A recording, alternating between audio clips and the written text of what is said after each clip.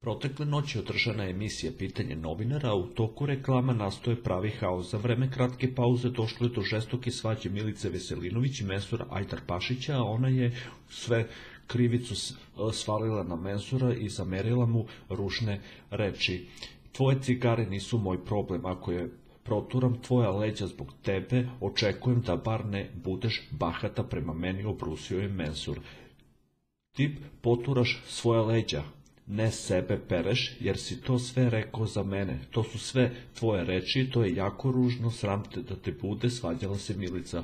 Ružno je što kažeš da su to moje reči, ti mene nisi provocirala, ništa mi nisi rekla, nastavljao je Ajdarpašić. Nemoj više da me braniš i stavljaš me na svoje leđa, mnogo si bezobrazno, sad mi dođe da ti opalim takvu šamarčinu, rekla mu je Milica. Nemoj da urlaš na mene, skloni se, ako ti ne odgovaram, poručio je Mensur.